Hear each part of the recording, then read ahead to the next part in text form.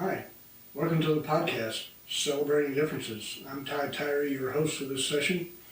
And today we're going to talk about a gentleman who's writing a book, and he travels all over the country going to festivals. And we're going to talk to him about his latest trip, but also why he decided to write a book and follow up on it. So his name is Howie Richey. He lives here in Austin and has written other books, and we'll talk about that as well. So let's get going with Howie Richey. How are you? You're on. I hope I'm on. Yeah. And so tell us about your camping experience, Howie. In general, or on this past? Let's start with in general. I assume you've done a lot of camping. Ever since I got my first vehicle, second year of college or so. Which was a few years ago. That's a couple. Yeah. Made a point of traveling around Texas, and I quickly discovered that the best way to experience a place or an environment is to sleep out under it. Okay. And just began with a used pup tent and a couple of canvas wood stools from Academy Surplus, as it was called then, and gradually built up equipment and got better and better at doing what I do. And I'm what they call an avid tent camper. Did you really have a pup tent? It was a pup tent. It was surplus pup tent? Well, it was used, but it was not olive drab. No, it was. I believe it was orange, and I got it from a coworker. Okay. So, but it was the classic, very low to the ground shape. Yeah. Spent a lot of time sleeping on the ground, didn't you? Yes, Yeah. and I still do. You still do. Yeah, when we met you, it was on the camp out. That's right. Yeah, we weren't camping. You were. You drove in and pulled all your stuff out and set up camp, and we said, "Okay, that's enough," and we left. Not quite, but almost. But yeah, that was the first time we met you with your truck loaded with stuff. And it's been interesting to watch you and post your information about your different camping and everything. So you go to Kerrville Folk Festival every year? Religiously. Religiously. Yes. And so what's the Kerrville Folk Festival? Kerrville Folk Festival is the longest running outdoor music event in the United States, at least in this genre. There are other festivals and there are other concerts. This one began 50 years ago in the city of Kerrville.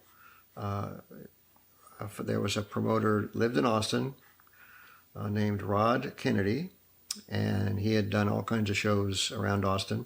He helped found one of the radio stations here, KMFA, or no, I'm sorry, it wasn't KMFA. It was a different one, and he knew the business of finding performers and putting them in front of audiences. And there happened to be in Kerrville at Schreiner University a Texas Arts and Crafts Fair around Memorial Day weekend in '72, and I don't remember how he got out to Kerrville, but the powers that be there asked him if he wouldn't mind putting together a few musicians to perform for that Arts and Crafts Fair. He said, "Sure, I can do that." And he and his wife, Nancy Lee, hired the Municipal Auditorium in Kerrville, which is just a small little place, and booked, I don't know, maybe half a dozen or 10 acts for the first concert, and turned out that interest was enormous. And he ended up selling out that first concert, and he simply added a second installment the first night or so, and those all sold out too. And the audience was a fellow named Lyndon B. Johnson, who had just retired from being president of the United States, because he lived not too far from there. So there were some pretty good people in the audience. Yeah. And excellent singer-songwriters, all about Texas music. And that success was repeated the next year in '73, also in that little municipal auditorium. But by then they realized they were bursting at the seams. They needed a bigger venue. This was only, 3 or 4 years after Woodstock. There have been other outdoor festivals around the country. I think Willie Nelson was beginning to do his 4th of July picnics, which were also outdoors. So they looked for a piece of land nearby and found literally a fire sale, burned over 60 acres down the road 9 miles, and they got it for a song, so to speak, and began building an outdoor venue for Texas musicians that they named Quiet Valley Ranch. And always on a shoestring, always kind of improvised, last minute, they were able to open in 1974 for the first time. Did a weekend, all kinds of interest. Having your own land means you can do what you want with it, and the way to stay at a festival is to camp. So here came the school buses and the pickup trucks and the tenters and in those days what passed for recreational vehicles, and they had their own little area of the ranch to camp on, and that's how that started. It soon became apparent that the main stage performances every evening were fantastic, but even more intriguing were the campfires in the campground late at night after the main stage had quit. They tended to go all night, and amateur musicians would play with professionals. There was no separation between the people on stage and the people in the campground, so they were all mingling. The reputation just grew that this was a really interesting and unique place to hear music and to participate in that music in a real way. And it's been going ever since. And I didn't get there till 1979. It took me a while to cozy up to the idea. But once I went, I've never missed a Kerrville Folk Festival. And it's now 3 weeks long? It grew from 1 weekend to 2, and then it expanded to 3 weekends, including the weeks in between. There's always something going on. For the 25th anniversary, it went to a whopping 4 weekends, but just for that one occasion. Now it's back to the normal 18 days, beginning the Thursday before Memorial Day, throughout that weekend between weekend, and then another weekend at the end. So a total of 18 days. Wow. And music all the time? It's 24/7. I mean, there's always somebody picking around a circle. There's all kinds of traditions that have built up, like every day is another holiday. We had Curdy Gras on one of the days, and there's a parade through the campground. People dressed up in costumes and have noisemakers and brass horns, and of course throwing beads, and make the loop around the dusty roads. One fellow takes it upon himself to feed everybody who can come fajitas on a Thursday during the festival. Wow. He takes up donations, brings out the meat in his smoker, and he cooks all that beef and just hands it to you, just a couple of slabs on a tortilla, and people line up for that. And of course, there's people singing around during that. There's a corn dog Friday, another night of the fest. Just again, all this is in addition to the main concerts at the main stage. Children's concerts, there's bike rides, there's canoe trips. I lead a habitat hike every Sunday around the grounds, identify native plants and animals, talk about the history of the property and the whole hill country environment that we Texans love so much. So is it still on 60 acres? That is correct. Quiet Valley Ranch is still at it, and little by little, every year there's another improvement. Not only is there the main stage that's big and open air, holds a couple thousand people, but there's a smaller covered stage in the campground where you can watch and perform rain or shine, night or day. Good lighting and comfortable benches and things. That's great because again, there's never a dull moment at Kerrville. So that's Kerrville Folk Festival. Let's morph into you're writing a book about festivals. Now let's talk about your one other book that you've written about parties in Austin. What's that called? That would be Party Weird, and that came out at the end of 2014. I was approached by a publisher who had heard of my tours of Austin and thought I could write something about Austin history or things to do in Austin. And I thought, great, there was already a plethora of guidebooks about the city because it is an important tourist destination. So I thought I needed a different slant on things. And because I'm somewhat of an entertainer myself, thought, well, how about no one's written a history of Austin celebrations and festivals, especially the less well-known ones. So that's what I did. And I kind of had carte blanche on the thing. Had good help from editing the writing. This was my first book. I'd written some booklets, but not a full-length book. And sure enough, it took me about, 7 months to write, and they cranked it out, and it came out December of 2014, and it's still selling. Still selling, yeah. I actually have a copy somewhere. I hope so. Yeah, I think it's electronic, but it's a copy. No, it's nice to have on your coffee table for your guests. Yeah, be good. So I've seen Audio Rich Productions. Is that a viable website? I know it's a website. It's just a static page at this point, but it's a way of that I can organize some of the things I do. My first degree at the University of Texas was in audio production, and even as a kid, my dad made sure we had the first tape recorder on the block. I would invite my friends over to make silly recordings. Radio plays, comedy, all kinds of just off-the-wall stuff. And it was a foregone conclusion, at least in my mind, that I'd study radio, TV, film at UT. Okay. And That's a good school, isn't it? Excellent.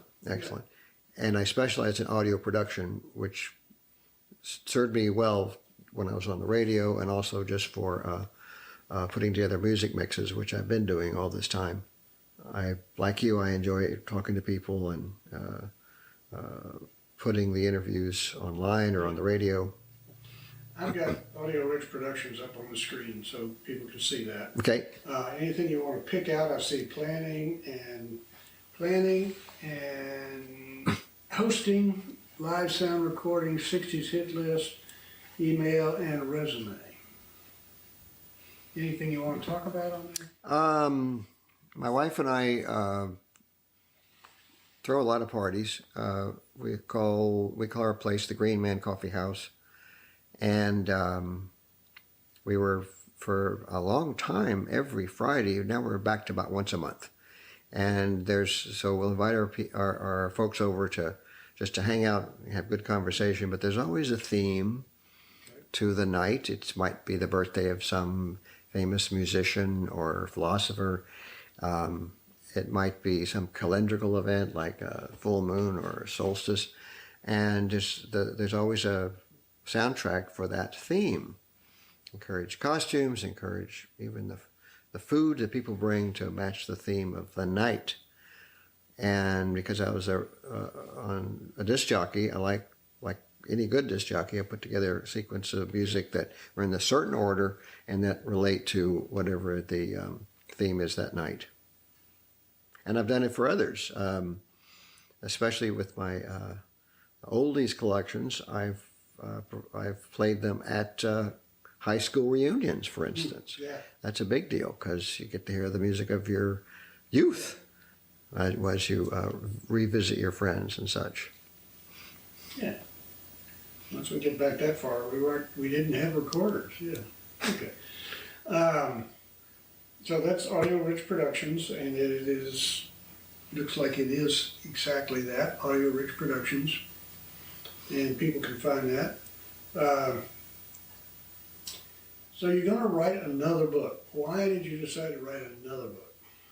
I just think that one book does not an author make, and I have a desire to do it again. And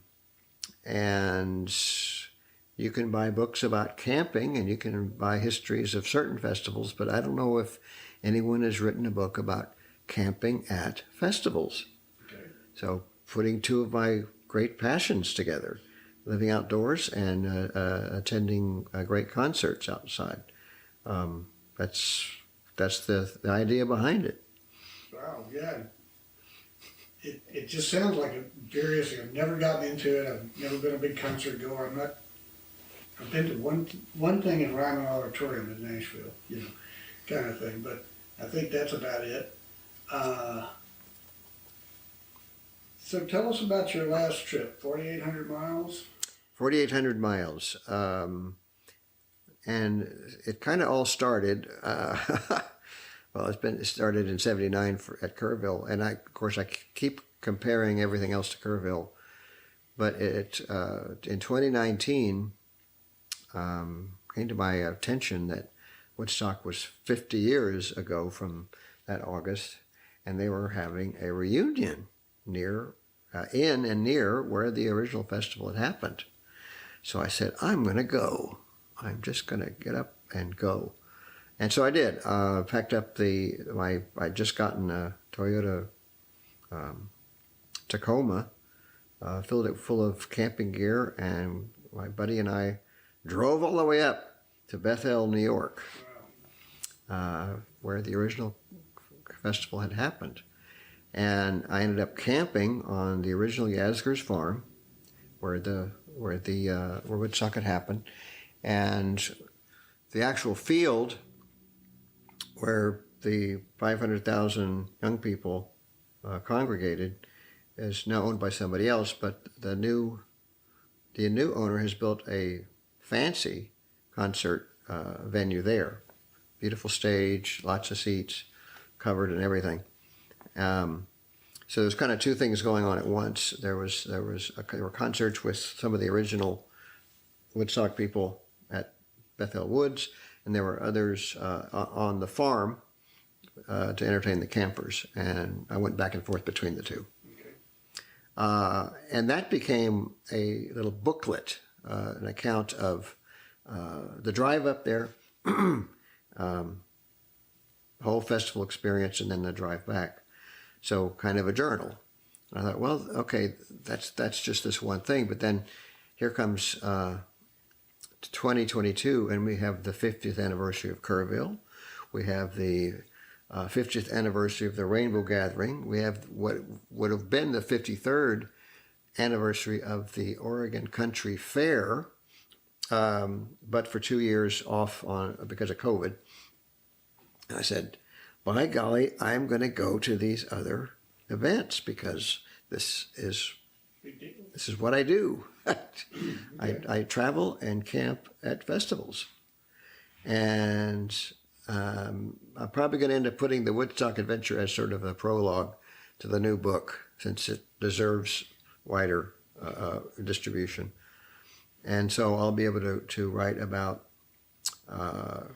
more about Kerrville, Rainbow Gathering, Oregon Country Fair. Also in Texas are the Utopia Fest, happen usually around now in November. There's Old Settlers Music Festival. And Utopia Fest is held where? It started in Utopia, Texas, Okay. but now it's at a ranch near Lake Buchanan. Usually, again, in November or October. There's others that I'm also include that might be just 1-day trips or 2-day trips, but there's no lack of places to go to hear live music and to pitch your tent. Wow. So do you have a companion on this trip? This 4,800 mile trip. Similar to the Woodstock trip, I asked around to friends, say, my wife wasn't so keen on it, but say, who wants to come with me on this cross-country drive? And Michael Tobis stepped up for the Woodstock trip. And my cousin, or at least my cousin-in-law, a distant cousin, Cynthia Good, heard I was heading to Rainbow Gathering and Oregon Country Fair, and she said, I'm so there. So she became my companion. Yeah, I can see Cynthia doing that, I think. Yeah. Sure enough, she had been to the fair in 1981, her only other time, but she's been to many rainbow gatherings.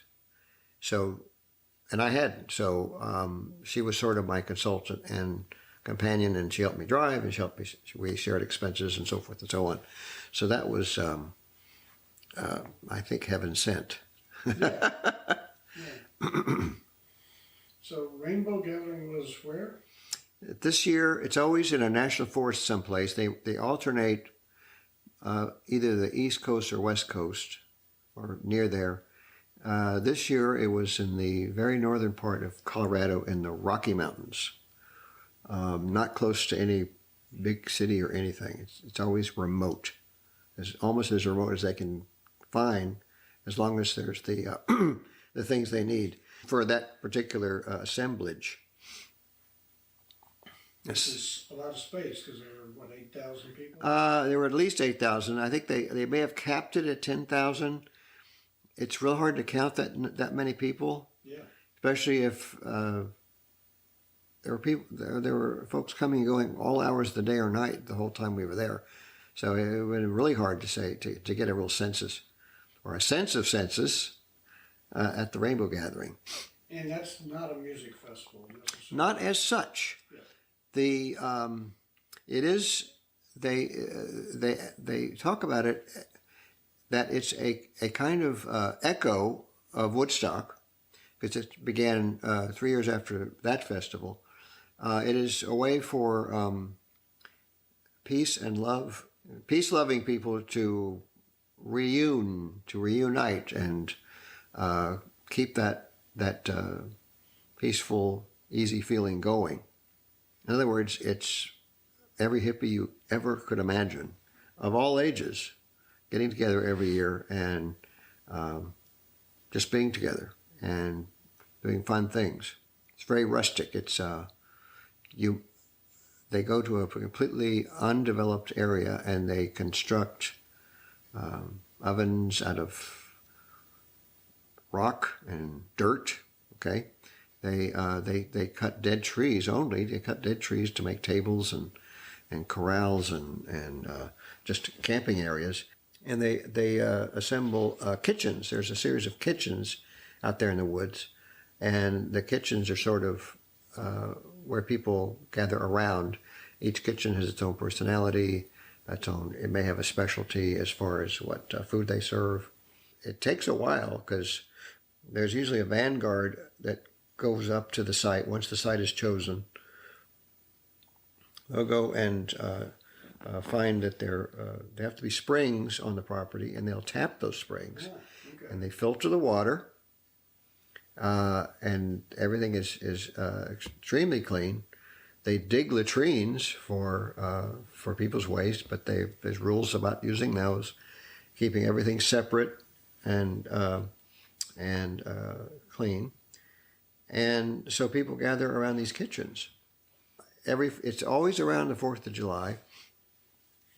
It's the culmination of a rainbow gathering.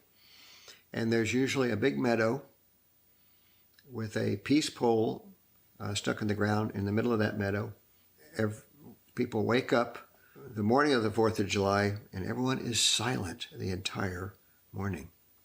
After lots of hooping and hollering, getting ready for Rainbow and so forth, there's this interesting quiet that settles over the entire scene. And you still go to the kitchens. Everything's free. They take donations, but everything's free. Your money's no good at a rainbow gathering. Go to whatever kitchen you want, but you use hand signals to thank and to receive. And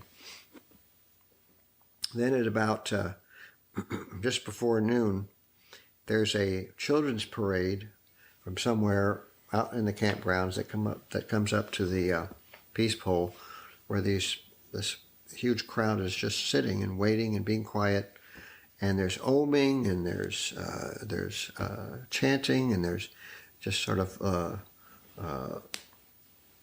really low key but powerful energy. And once the children's parade arrives, everybody breaks out into great guffaws. The point is we spend that day to not so much celebrate U.S. independence as pray for world peace. That's the whole idea. Okay. So once the silence is broken, everybody goes back to partying and having a good time otherwise. But it was pretty remarkable, all that went on there, and genius, really. They're supposed to leave no trace. It's national forest and everything. So it officially ends on the 7th, but then 2 weeks after that, people clean up, put away, tear down, and leave without. Of course, there'll be some impact, but for that many people, it's pretty surprising. Sure. Wow. And it's never in the same place 2 years in a row. And they went right through COVID. There was concern about COVID. Being free spirits that they are, a lot of them are anti-vaxxers. Okay, that's just how it is. But enough room, enough separation outside. We never felt under any threat, So that was not to say that there wasn't any COVID there, because of course there was, but we managed to dodge the bullet this time. Okay. So 7 days there, then you jump back in the truck. It ended up being only one night, but 2 days, just because Cynthia had mobility problems. We weren't, normally you would walk in a couple miles to pitch a camp or to join one of the kitchens. She was simply incapable of doing that. So we ended up finding one of the kitchens was immediately next to the parking area, and that's where we bed down. And it was okay, but a little bit on the fringe, and they weren't quite as silent as it would have been nice on that 4th of July morning. And it was chilly. Okay, there was rain. All the usual challenges of being outside. And I made the hike in twice. It was 2 miles in, 2 miles out. I did that both on the 3rd and the 4th. And after the central ceremony on the 4th, I said, I think we can go. I think this was a good sampling, and we both had enough at the time, so off we went. But it's certainly unforgivable. I mean, unforgettable. Unforgivable. Okay. So where'd you go from there? Okay, so northern Colorado. We struck north and west, crossed about half of Wyoming, most of Idaho, and half of Oregon. The Oregon Country Fair began as a Renaissance festival allied with University of Oregon at Eugene, where my dad's cousin was a professor of English. I believe he had a hand in that original Renfest. It either started there or down in California somewhere, and now there's Renaissance festivals all over the country. But I think it started there again, late 60s probably, and then it morphed into the Oregon Country Fair. They've had a permanent site outside of Eugene in a little place called Veneta. I can't remember. It may be 500 acres. It's a huge piece of land. Wow. It's all in the woods, and there's this figure-8 trail system built into the festival grounds. And after many years, booths are relatively permanent, and shopkeepers come sell their wares every year.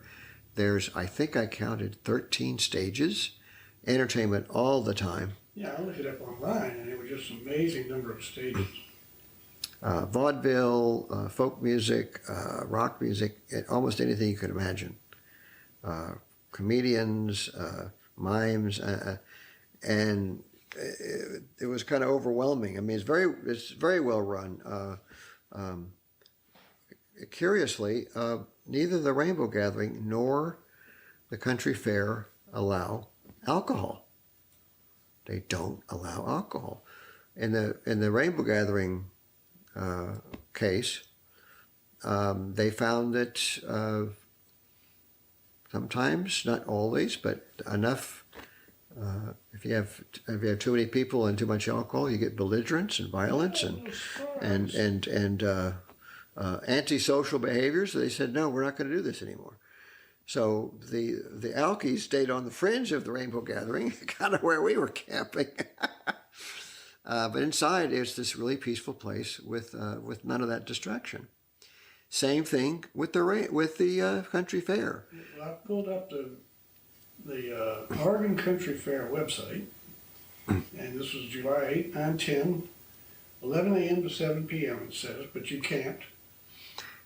There are you can't camp on the festival grounds, but there are a number of privately and in our case publicly run campgrounds that are open only for this event. Huh. The one we stayed at was called Carefree Farms, and I believe it's owned by the University of Oregon. And it was very nice, very manicured, and nice grassy spots for tents and other things. And they had a little cafe there. They sold ice, and they sold, you could buy showers. And it was just not a very far hike from there into the fair itself. And so we arrived there on a Thursday night, got ourselves pitched, and went to each of the 3 fair days, Friday, Saturday, and Sunday. And then we left Monday after we had struck camp. Did you dress up?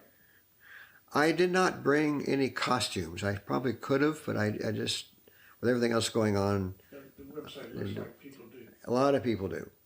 It's very similar to the Texas Renaissance Festival, which has always also been on for, 30 years, 40 years, built into the piney woods of East Texas, permanent structures that are reused every year, shops and stages.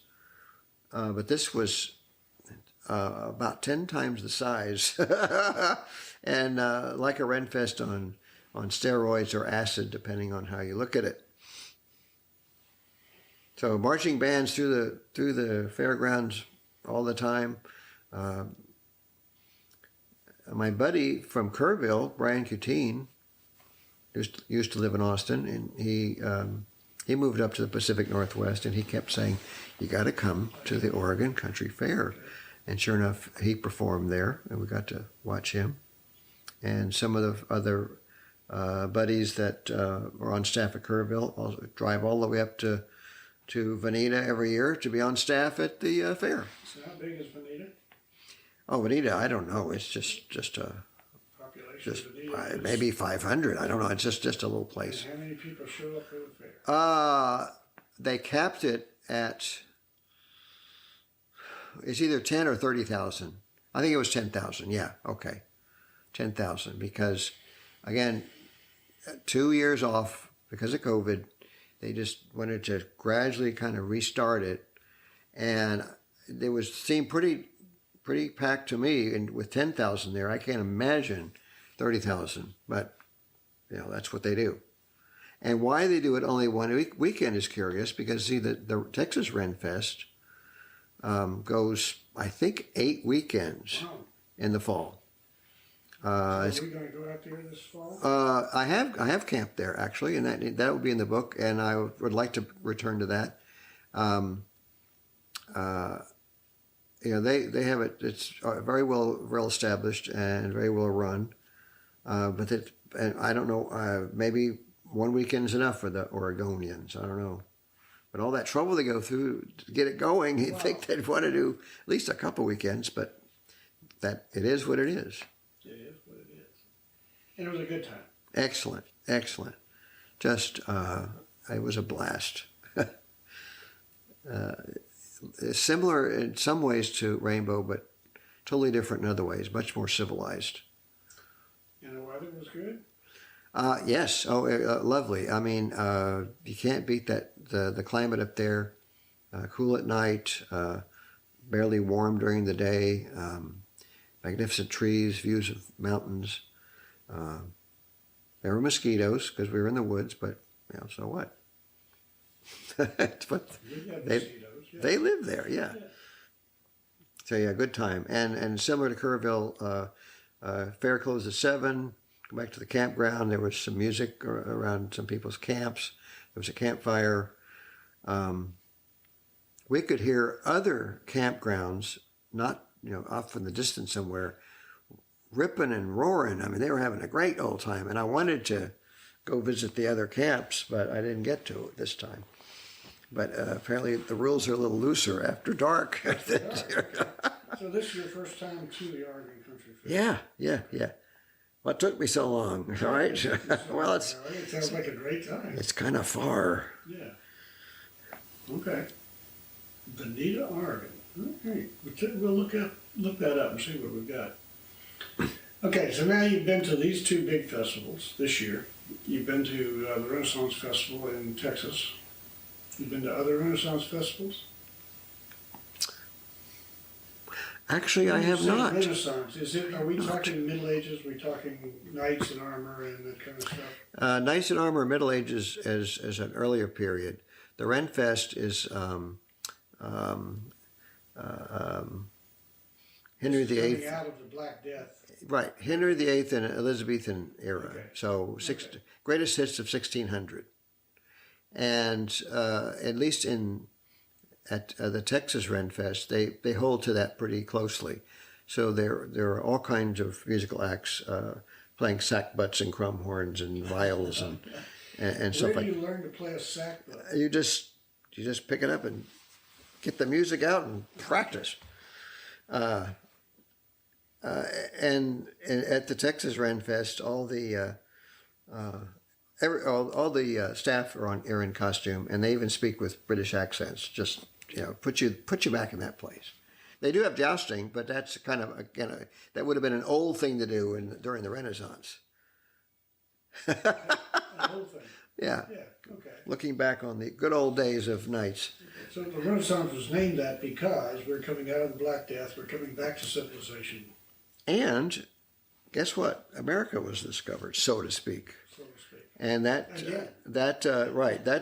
had a great effect on Europe, because they were dying, they were too crowded, they were too diseased, and suddenly there was this opening, a continent across the ocean, and they could flex their muscles and go conquer other people and all the second sons who just couldn't get any land, they left. Right? Yes. Yeah. Yes. Yeah. All those things. And in Europe, they were rediscovering knowledge that had been lost in the Dark Ages. After the Roman Empire fell, there was this terrible loss of books and Technology. knowledge. Yeah, all those things, and that's why the Dark Ages were so dark, because Europeans had forgotten so much. But with the Renaissance, they found out that the Arabs had all kinds of mathematical skills that they could start using, and there were also inventions, and there was, of course, the age of exploration, and on and on and on. So it was indeed a reawakening, and hey, why not celebrate that? Yeah. And it's fun, and I always wear a costume at the Texas Renfest. The Oregon Country Fair, not so much Renaissance centered, but just off the wall fun. Well, it looked like there were a lot of fairies and something kind of costumes Yeah. on the website. So it looked to me like, face painting and that kind of thing. A lot of that. Hmm. All kinds of food, all Makes kinds sense. of things to buy. Drum circle. I mean, had it all. Okay. So of all the festivals you've been to, what's your favorite? Take Kerrville off the table. We know about Kerrville. Oh shucks. I plan to return to the Oregon Country Fair because even in 3 days, couldn't see it all. Just no way to do it all. Uh, and the distance is a challenge, and then we're going to figure out how to do it. If my Kerrville friends can get to it, you just have to plan on a week to get there, a week there, and a week to get back, and just take your time, no hurry. I have for a long time enjoyed the Texas Ren Fest, just because it's so much fun. And where is that?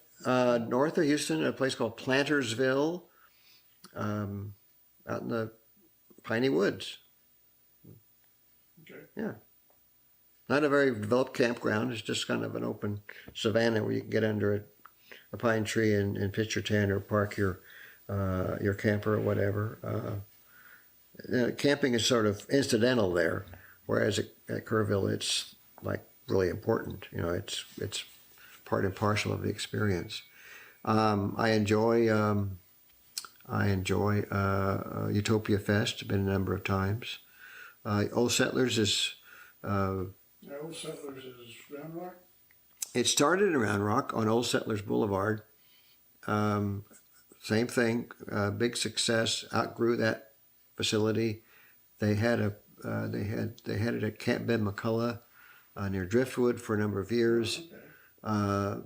But until they got their own property, they were always kind of on the run and subject to other people's whims and all that. So they bought some land south of Austin, about 45 minutes. It's the closest big fest. And it's mostly bluegrass, which I can only take so much of, but there's folk and there's all kinds of instrumental music, and it's a good time. Good grounds, great food. It's worth the time. So there are enough camping festivals to write a book about. Yeah, well, I'm making it so, yes. Okay. And there's bound to be a few more that I can attend. Yeah. Maybe before this book is done. Okay. Sounds like fun. I encourage people to get out and when it cools off, if it cools off, get out and enjoy the great outdoors at a place like a festival. Sleep under the sky and sit around a campfire. There are few pleasures so fulfilling, at least to me, and I can help people learn how to camp and let's go camping. Let's go camping. Yeah. What's the name of your camp? Camp Patchouli. Camp Patchouli. Yeah. All right. Well, we're going to wrap it up there, and I'm going to go back to the splash screen and say this was Celebrating Differences, episode 68, Writing About Festivals and Camping by Howie Richey. And we'll see you down the road. Make sure that you subscribe to the podcast and to the YouTube channel, and we'll let you know when we put out new things. So take care, have a good time, and enjoy life.